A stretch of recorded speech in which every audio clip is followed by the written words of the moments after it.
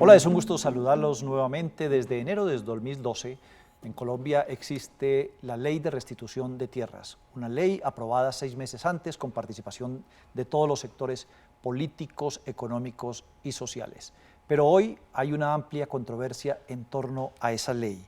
¿Qué está pasando para que el Procurador General, Alejandro Ordóñez, diga cosas como esta? La ley fue hecha para quitarle la tierra a los victimarios, que son las FARC, las BACRIM, los paramilitares, pero en muchas ocasiones no se encuentra a los victimarios, sino que se encuentra a terceras personas poseedoras de buena fe que compraron sus tierras hace 15 o 20 años y se las están quitando. Y para que, más o menos con las mismas palabras, el presidente de FEDEGAN, el gremio de los ganaderos, diga: la ley no se hizo para quitarles la tierra a pequeños y medianos productores que ahora terminan siendo nuevas víctimas por la forma como terminó instrumentalizada la ley. En buena parte, el responsable de la aplicación de esta ley es el director de la Unidad de Restitución de Tierras, Ricardo Sabogal. Bienvenido, doctor Sabogal. Gracias, David Fernando, encantado de estar aquí en su espacio. Es bueno que sepan los colombianos qué es lo que está pasando, por qué tantas críticas en este momento a la Ley de Restitución de Tierras y que veamos a lo largo de este programa cómo están realmente las cifras. ¿Ha sido así? Antes de ver qué tanta tierra se ha restituido, ¿es verdad que se le está otorgando a falsas víctimas? No, cuando se aprobó la ley, se tenía muy claro que no iba a ser fácil su implementación, de que se iban a tocar callos, y obviamente en la medida en que avanza su implementación empiezan a mostrarse estas inconformidades. La ley se aplica cuando a una persona le quitaron la tierra o la obligaron a salir de su tierra por cuenta del conflicto armado, más allá que el que la tenga actualmente sea una monjita de la caridad, sea una fundación o sea un testaferro de un actor armado ilegal. Lo que quiere la ley es hacer efectivo el derecho a la restitución de una persona que en el pasado, y por eso se puso una fecha, después de 1991, fue obligada a vender o la obligaron a salir de esta tierra. Para estas personas que tienen las tierras actualmente, la ley también previó que si demostraban que su conducta era una conducta bien, que la habían adquirido en debida manera, se debía indemnizar. Y actualmente hay sentencias restitutivas que ordenan indemnizar a las personas que tienen esas tierras, porque son terceros de buena fe exenta de culpa. Es decir, compraron esa tierra de buena fe, están exentas de culpa, pero tienen que devolverla. Entonces se les indemniza y se van para otro lado, se les indemniza, y esa tierra la recupera quien la perdió por razón del conflicto. Sí, Daniel Fernando, y es más, hasta más bonito ha sido la implementación, porque muchas veces los jueces han dicho: mire, usted ya salió hace muchos años de esa tierra, la persona que la tiene la adquirió de buena fe exenta de culpa. Y lo que quiere la norma es también justicia para todos. Entonces, dejan a la persona que tiene la tierra ahí y más bien le dicen: a usted que salió hace más de 20 años, denle tierra en otra parte o páguenle la tierra. Eso ha ocurrido. O sea, lo que busca la ley es el mejor nivel de justicia para todos. Pero la cosa no la ven bonita. El presidente de FEDEGAN, el procurador, quienes dicen que los que están ahí son ocupantes o empresarios o pequeños propietarios, campesinos, y que los están despojando para darles espacio a falsas víctimas o a victimarios. El proceso restitutivo es doblemente garantista. Primero, hay un estudio que hace la unidad de restitución y mira si la reclamación es fiable o no. De ese estudio hemos encontrado que más o menos un 50% de los reclamos son fiables y deben ir donde los jueces, y hemos encontrado que otros 50% son reclamos que no encajan en lo dispuesto en la norma. Ahí hemos encontrado un pequeño grupo que es lo que ya hemos denominado los fraudulentos, y es aquel que intenta timar el proceso restitutivo. Esos se han ido para la fiscalía y hay capturas, pero un amplio número están donde los jueces y los jueces están ordenando la restitución. Entonces, un proceso que tiene dos filtros, uno ante la unidad de restitución y otro ante los jueces, es un proceso muy garantista y que también cuando se emite una sentencia es porque algo pasó allí y eso queda estampado en una decisión que tiene una parte emotiva y una parte resolutiva. Ahora bien, el procurador tiene preocupaciones. El procurador dice, el estándar de la buena fe exenta de culpa es muy alto, bájenlo, pónganle una buena fe simple. Pues esa fue una discusión que se dio en el Congreso, y el Congreso decidió, tiene que ser una buena fe exenta de culpa, un estándar altísimo. Sí. De hecho, la Honorable Corte Suprema de Justicia, en pronunciamientos hechos a partir de despojos que se dieron o se tramitaron en el marco de justicia y paz, dijo muy claramente al comprador de tierra en zonas muy afectadas por el conflicto, no le basta con mirar el registro, sino tiene que mirar qué era lo que pasaba allí, quién le está vendiendo y por cuenta de qué le está vendiendo. O sea, no es solamente el proceso restitutivo, ya es la Corte Suprema la que también ha dado línea con respecto a eso. Todo este proceso lo resuelve su oficina.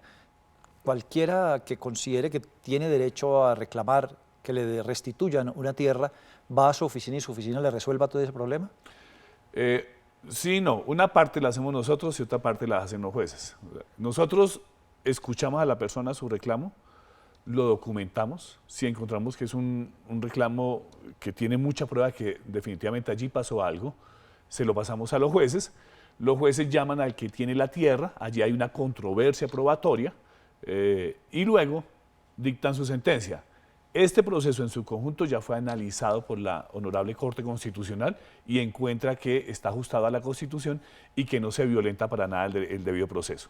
Así es como funciona. Entonces, una parte la hacemos nosotros en la unidad y otra parte la hacen los jueces. Y los jueces están en condiciones, esa es otra de las críticas que se hace, de saber realmente quién actuó de buena fe y exento de culpa, llegar a ese nivel tan alto para decir, actuó de buena fe y se puede quedar en esa tierra.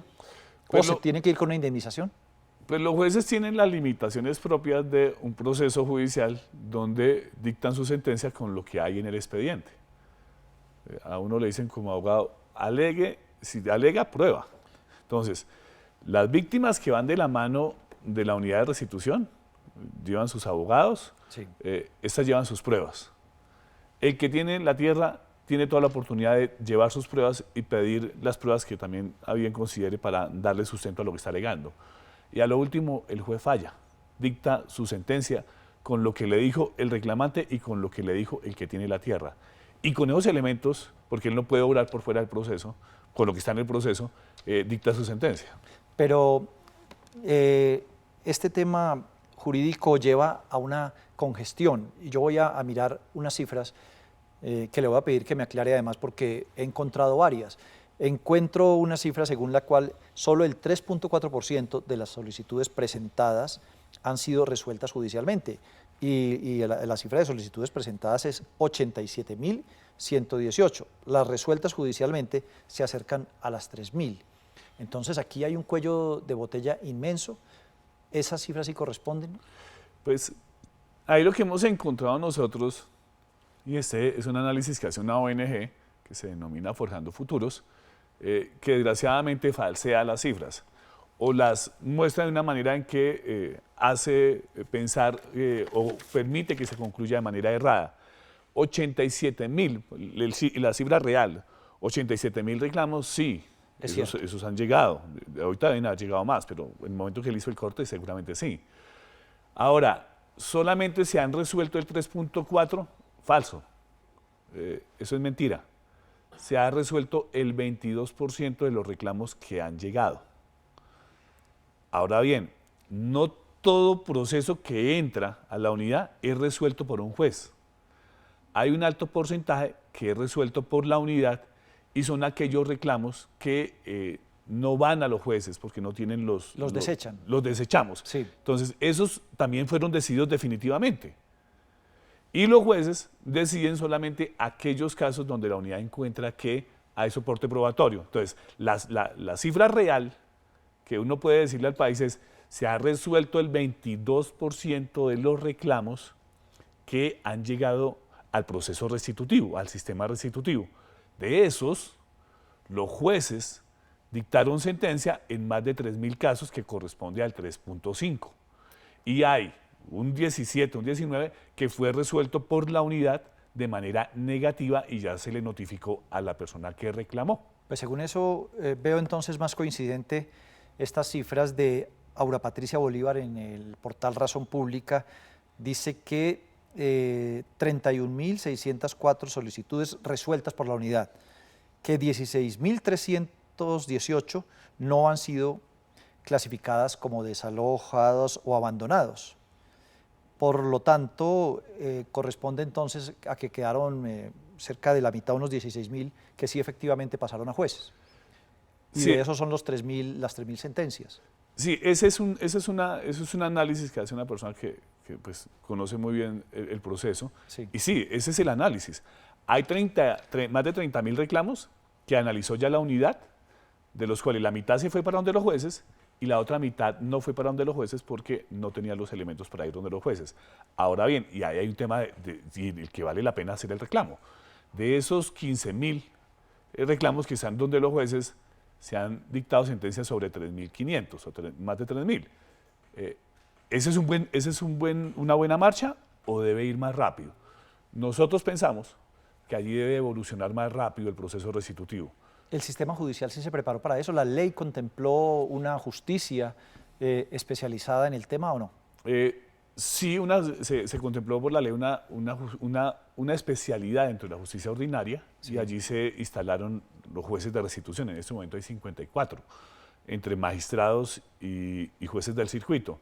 En algunas zonas los magistrados no han dado abasto y están congestionados. En otras el proceso marcha bien, depende la zona. Y eso tiene que ver también con la complejidad de los casos. Entonces, en las zonas donde está congestionado, es necesario descongestionar. Ahí estamos trabajando con el Consejo Superior de la Judicatura para que allí se nutra de más jueces o magistrados y se permita evolucionar más rápido en la decisión final, que es la sentencia que ellos emiten. ¿Qué tan alto es el número de falsas víctimas de las que hablan quienes critican la forma como se está aplicando la ley? A ver, de los 44.000 reclamos que estamos estudiando, tenemos unos 170, donde la unidad advierte que le están diciendo mentiras, que están llevando documentos que no se compadecen con la realidad de lo que ocurrió, que nos están llevando testimonios que se contradicen entre ellos mismos y donde vemos que ahí hay un ánimo fraudulento. Esos casos se los hemos llevado a la Fiscalía y la Fiscalía, en la investigación que ha hecho, ya ha capturado a muchos de ellos. Están tras las rejas algunos.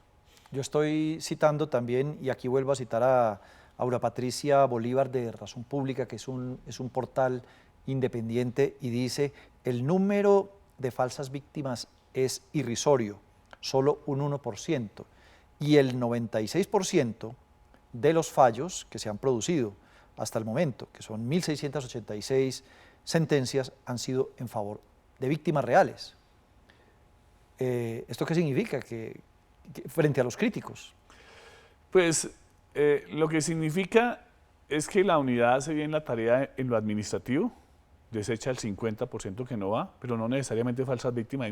Ahí lo que se evidencia es una falta de justicia que se acerque más a lo rural, porque hay mucho campesino que trae casos que deben ser resueltos, pero no por los jueces de restitución, sino por los jueces ordinarios.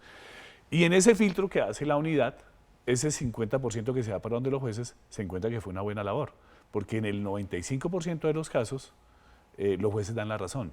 Entonces, el sistema funciona. Y lo que ha habido, desgraciadamente, es una manipulación de esas cifras para intentar mostrar cosas que no son. Entonces, primero decir, las víctimas siempre tienen la razón, el 95% de los reclamos, eso es sí y no, porque recordemos que en la primera parte la unidad analiza y es el 50% que se quedan afuera. El presidente de FEDEGAT dice que usted, Ricardo Sabogal, es culpable de que esta ley no cumpla el propósito que el país necesita, que es quitarle la tierra a los violentos, y critica que le haya dado su unidad contratos a la Comisión Colombiana de Juristas, a la Fundación Gira Castro, que lleva el nombre de la madre de Iván Cepeda, congresista, y a la Fundación Forjando Futuros. Dice José Félix Laborí: todos aquellos que participaron para microfocalizar son los mismos que ahora son los apoderados de víctimas, algunas de ellas falsas, como ya le ha tocado a la justicia decirlos. ¿Qué responde usted sobre eso? Yo creo que ahí el presidente de FEDEGAT tiene primero varios hierros en las afirmaciones que él hace. Uno, la fase administrativa la hace la unidad de restitución únicamente. La microfocalización se hace con el Ministerio de Defensa. Eso es un tema independiente. Ahora bien, cuando la unidad decide llevar un caso a un juez, o cuando encuentra que el caso sí definitivamente fue de abandono o despojo, la víctima puede decidir si quiere ser representada por la unidad de restitución o puede contratar a un tercero. Lo que ha ocurrido, y es en el caso de la ONG Gira Castro y la ONG Comisión Colombiana de Juristas, es que gobiernos extranjeros nos dicen: a nosotros nos gusta el trabajo de la Comisión Colombiana de Juristas, porque se la han pasado toda la vida defendiendo los derechos humanos. Y en muchas de esas zonas, esas ONG han estado trabajando ya con esas comunidades. Entonces, ellas financian lo que nosotros denominamos el tramo judicial, que es ya el debate ante el juez de restitución. Pero ese no tiene nada que ver con lo que hizo la unidad en el primer momento. Es un momento independiente y la ley lo permite. La ley permite que la víctima tenga el mejor abogado del país u otro abogado. ¿Pero son contratos directos con la unidad? La unidad, ¿qué hace allí? Ahí son convenios de asociación donde un gobierno extranjero pone unos recursos en esa ONG y la unidad pone una contrapartida para acompañar el proceso. Para no son perderlo contratistas visto. directos. No, yo no, o sea, son convenios de asociación, tal y como lo prevé la norma. Y allí lo que hace la unidad es estar pendiente que el proceso se esté llevando de debida manera, porque en definitiva lo que está jugando allí es la restitución. Para contestarle nuevamente al presidente de Fedegan, de esos procesos, o lo que está ante los jueces, el 95% le dan la razón a las víctimas, sean apoderadas por quien sea. Eso quiere decir que eso va muy bien documentado desde la fase administrativa. ¿Eso incluye la Fundación Forjando Futuros? ¿También está dentro de esos convenios? No, nosotros no tenemos convenios con Forjando Futuros para adelantar procesos ante los jueces. Sí, porque aquí lo citaba también en su reportaje al Espectador el presidente de Fedegan. Bueno, la Corte Constitucional le dio un plazo al gobierno, un plazo que está por vencerse ahora el 3 de mayo. Estoy citando de memoria aquí a León Valencia en su columna, para que resolviera todo este problema, todo este cuello de botella que se había armado en torno a víctimas, para que formulara un plan estratégico para resolver esto en 10 años. ¿Ya existe ese plan? ¿Qué se le va a presentar a la Corte? La Corte emitió una sentencia, no se vence el 3 de mayo, se vence como el 3 de junio, porque a nosotros nos notificaron mucho después de que se conociera el fallo por los medios. Eso es el 3 de junio, creo. Sí. Lo que estamos haciendo en este momento es armando ese plan, entendiendo que hay variables que no controla el gobierno, entendiendo que el gobierno no es el que decide la restitución, sino que es un juez. Y con esas limitaciones, el gobierno está haciendo un plan para llevárselo a la Corte y decirle: de aquí al 2021 podemos hacer esto si están estas variables controladas. Si no las podemos controlar, yo no puedo decirle a la Honorable Corte Constitucional que en una zona determinada voy a hacer la restitución en X años. Pongo un ejemplo. Si en el Catatumbo no tengo la condición de seguridad o está minado en el 2020, pues le voy a decir: Honorable Corte Constitucional, no puedo hacer restitución porque no puedo devolver a una víctima a un sitio minado. Tienen que estar las condiciones, pero si no hay condiciones, yo no la puedo hacer en ese tiempo. Entonces lo que le vamos a decir a la Corte es: esa planeación va a tener estas limitaciones. ¿Y eso se puede hacer como esa diferenciación ante una solicitud expresa de la Corte? Pues nadie está obligado a lo imposible. Si no se puede hacer la restitución porque hay variables que la unidad no controla, pues no se puede hacer. La otra realidad pues, es el número de jueces, cuando se está hablando apenas de 54 entre jueces y magistrados para semejante volumen de casos, y con un plazo determinado pues va a ser muy difícil.